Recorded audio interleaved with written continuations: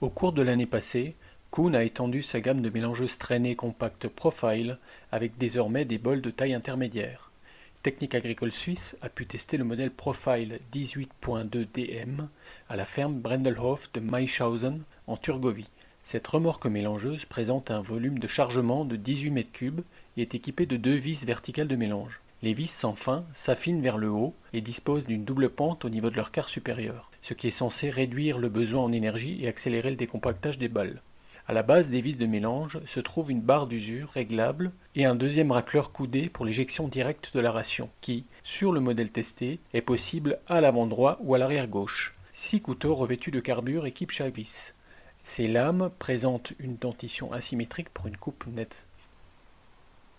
Les 2 contre-couteaux réglables manuellement retiennent brièvement le mélange. Ils assurent une réduction intensive régulière des fourrages. Le bol se compose de tôles pliées, ce qui a une incidence positive sur le processus de mélange en comparaison d'une tôle enroulée. Une échelle d'accès rétractable, sécurisée avec des barreaux antidérapants, prend place à l'avant gauche.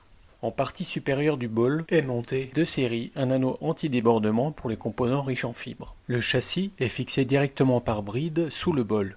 La hauteur de remplissage est par conséquent nettement inférieure à 3 mètres. La remorque mélangeuse, pesant 6450 kg, est longue de 6,90 m, large de 2,43 m et, avec ses roues jumelées de dimension 215-75 R 17.5, présente une hauteur de 2,78 m.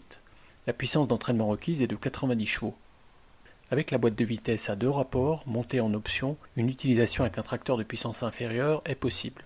La pesée a lieu sur 5 points. 4 pesons se trouvent au niveau du châssis, le 5e est sur le timon. Les valeurs correspondantes sont affichées sur un écran bien visible et orientable qui peut être programmé pour de nombreuses rations et composants.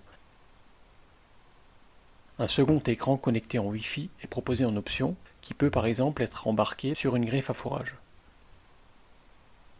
Les trappes de distribution s'ouvrent hydrauliquement. Une graduation indique le niveau d'ouverture.